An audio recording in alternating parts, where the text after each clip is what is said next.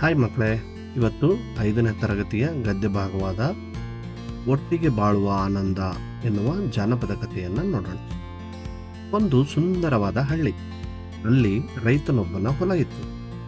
ಅಲ್ಲಿ ಒಂದು ಬೇವಿನ ಮರವೂ ಇತ್ತು. ಹೇಗೋ ಏನೋ ಅದರ ಕೆಳಗೆ ಒಂದು ಗುಂಡನೆಯ ಕಲ್ಲು ಬಂದು ನಿಂತುಕೊಂಡಿತು. ಮರದ ಮೇಲೆ ಕುಳಿತುಕೊಳ್ಳುತ್ತಿದ್ದಂಥ ಅನೇಕ ಹಕ್ಕಿ ಪಕ್ಷಿಗಳ ಹಿಕ್ಕೆ ಕಲ್ಲಿನ ಮೇಲೆ ಬಿದ್ದು ಬಿದ್ದು ಆ ಕಲ್ಲು ಬೆಳ್ಳಗಾಗಿ ವಿಭೂತಿ ಬಳೆದಂತೆ ಕಾಣಿಸುತ್ತಿತ್ತು. ಇದರಿಂದಾಗಿ ಆ ಬಿಳಿಯ ಕಲ್ಲು ಎಲ್ಲರಿಗೂ ಅಮ್ಮನ ಕಲ್ಲಿನಂತೆ ಕಾಣಿಸುತ್ತಿತ್ತು. ಆದ್ದರಿಂದ ಬೇವಿನ ಮರವನ್ನು ಜನ ಅಮ್ಮನ ಮರ ಎಂದು ಕರೆಯುತ್ತಿದ್ದರು. ಆ ಕಲ್ಲು ಬೇವಿನ ಮರದ ಕೆಳಗಿದ್ದುದರಿಂದ ಅದಕ್ಕೆ ಅಮ್ಮನ ಕಲ್ಲು ಎಂಬ ಹೆಸರು ರೂಢಿಗೆ ಬಂದಿತ್ತು. ಹೀಗೆ ಒಂದರಿಂದ ಇನ್ನೊಂದು ಹೆಸರು ಪಡೆದುಕೊಂಡು ಎರಡೂ ಸುಖವಾಗಿದ್ದವು. ಅಮ್ಮನ ಮರ, ಅಮ್ಮನ ಕಲ್ಲು ಎಂದು ಊರಿನ ಜನಗಳು ಅವುಗಳ ತಂಟೆಗೆ ಹೋಗುತ್ತಿರಲಿಲ್ಲ. ಒಂದು ಸಲ ತನ್ನಿಂದ ಇನ್ನೊಂದು ಸುಖವಾಗಿದೆ ಎಂದು ಕಲ್ಲು ಮತ್ತು ಬೇವಿನ ಮರ ಎರಡಕ್ಕೂ ಜಮ್ಮ ಬಂತು. ಬೇವಿನ ಮರ ಅಲ್ಲಿಗೆ, ನಾನು ಅಮ್ಮನ ಮರ, ನೀನು ನನ್ನ ಕೆಳಗಿರುವುದರಿಂದ ನಿನ್ನನ್ನು ಅಮ್ಮನ ಕಲ್ಲು ಎಂದು ಜನರು ಕರೆಯುತ್ತಾರೆ ಎಂದು ಬೇವಿನ ಮರ ಕಲ್ಲಿಗೆ ಹೇಳಿತು. ಅದಕ್ಕೆ ಕಲ್ಲು, ನಾನು ಅಮ್ಮನ ಕಲ್ಲು, ನನ್ನ ಪಕ್ಕದಲ್ಲಿ ನೀನಿರುವುದರಿಂದ ನಿನ್ನನ್ನು ಅಮ್ಮನ ಮರ ಎಂದು ಕರೆಯುತ್ತಾರೆ ಎಂದು ಕಲ್ಲು ಬೇವಿನ ಮರಕ್ಕೆ ಎಂದಿತು. ಹೀಗೆ ಎರಡೂ ಸುಮಾರು ದಿನಗಳವರೆಗೆ ಜಗಳ ಮಾಡಿದವು. ಕೊನೆಗೆ ಕಲ್ಲು ಕೋಪದಿಂದ ಉರುಳಿ ಉರುಳಿ ಬೇವಿನ ಮರದಿಂದ ದೂರ ಹೋಗಿ ನಿಂತಿತು. ನಾನಿಲ್ಲದಿದ್ದರೆ ಮರವನ್ನು ಕಡಿದು ಹಾಕುತ್ತಾರೆ ಎಂದು ಕಲ್ಲು ಮನದೊಳಗೆ ಅಂದುಕೊಂಡಿತು.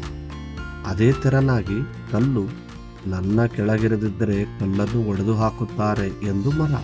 ಹೀಗೆ ಎರಡೂ ತಮ್ಮೊಳಗೆ ಆಲೋಚಿಸುತ್ತಿದ್ದವು. ಒಂದು ದಿನ ಹೊಲವನ್ನ ಉಳಲಿಕ್ಕೆ ಹಳ್ಳಿಯ ರೈತ ತನ್ನ ಮಕ್ಕಳ ಜೊತೆ ಬಂದರು. ಅಮ್ಮನ ಕಲ್ಲು ಇಲ್ಲದ ಆ ಬೇವಿನ ಮರವನ್ನು ನೋಡಿ, ಇದನ್ನು ನಾಳೆ ಕಡಿಸಿ ನೇಗಿಲು ಚಕ್ರ ಮಾಡಿಸಿ ಎಂದು ತನ್ನ ಮಕ್ಕಳಿಗೆ ಹೇಳಿದ. ಬೇವಿನ ಮರದಿಂದ ದೂರ ಬಿದ್ದಿದ್ದ ಕಲ್ಲನ್ನು ನೋಡಿ, ಈ ಕಲ್ಲನ್ನು ನಾಳೆ ಕಲ್ಲು ಹೊಡೆಯುವರಿಂದ ಒಡಿಸಿದರೆ ನೇಗಿಲು ಕಟ್ಟಿ ಉಳಲು ಬರುತ್ತದೆ ಎಂದು ತನ್ನ ಮಕ್ಕಳಿಗೆ ಹೇಳಿದ. ಇದನ್ನು ಕೇಳಿ ಮರ ಮತ್ತು ಕಲ್ಲು ಎರಡೂ ಭಯದಿಂದ ನಡುಗಿದವು. ನಾವಿಬ್ಬರು ಒಬ್ಬರಿಂದ ಒಬ್ಬರು ದೂರವಾಗಿದ್ದರೆ ಜನರು ನಮ್ಮಿಬ್ಬರನ್ನು ನಾಶ ಮಾಡುತ್ತಾರೆ, ಆದ್ದರಿಂದ ನಾವಿಬ್ಬರೂ ಉಳಿಯುವುದಿಲ್ಲ ಎಂಬ ತಿಳುವಳಿಕೆ ಮರ ಮತ್ತು ಕಲ್ಲಿಗೆ ಬಂದಿತು. ರೈತ ಮತ್ತು ರೈತನ ಮಕ್ಕಳು ಆತ ಹೋಗುವುದನ್ನೇ ಕಾದಿದ್ದು, ಕಲ್ಲು ಬರಲ ಎಂದು ಬೇವಿನ ಮರವನ್ನು ಕೇಳಿತು. ಮರ, ಬೇಗ ಬಾ ಬೇಗ ಬಾ ಎಂದು ಕಲ್ಲಿಗೆ ಹೇಳಿತು. ನಾನು ಇನ್ನೊಂದರಿಂದ ಸುಖವಾಗಿರುವುದು ಎಂದು ಈಗ ಕಲ್ಲು ಮತ್ತು ಬೇವಿನ ಮರ ಎರಡಕ್ಕೂ ತಿಳಿಯಿತು. ಬೇವಿನ ಮರ ಮತ್ತು ಕಲ್ಲು ಮತ್ತೆ ಸ್ನೇಹಿತರಾದವು. ಮಾರನೇ ದಿನ ಮರ ಕಡಿಯೋರು ಬಂದು ನೋಡಿದರು. ಕಲ್ಲು ಮರದ ಕೆಳಗೆ ಮೊದಲಿನಂತೆ ನಿಂತಿತ್ತು. ಅವರಿಗೆ ಮರ ಮತ್ತು ಕಲ್ಲಿನ ಬಗ್ಗೆ ಭಯ ಭಕ್ತಿ ಮತ್ತೆ ಉಂಟಾಯಿತು. ಇದು ಅಮ್ಮನ ಮರ, ಕಡಿಯುವುದು ಬೇಡ ಎಂದು ಹೊರಟು ಹೋದರು. ಕಲ್ಲು ಒಡೆಯುವವರು ಬಂದರು. ಇದು ಅಮ್ಮನ ಕಲ್ಲು, ಒಡೆಯುವುದು ಬೇಡ ಎಂದು ಅವರೂ ಹೊರಟು ಹೋದರು. ಹೀಗೆ ಬೇವಿನ ಮರ ಮತ್ತು ಕಲ್ಲು ಕಂಟಕದಿಂದ ಪಾರಾದವು. ಈಗ ಎರಡೂ ಸಹ ಯಾರ ಭಯವಿಲ್ಲದೆ ಸುಖವಾಗಿದ್ದವು. ಹೀಗೆ ಎಲ್ಲರೂ ಒಟ್ಟಾಗಿ ಬಾಳಿದರೆ ಎಲ್ಲರೂ ಸುಖವಾಗಿ ಇರಬಹುದು.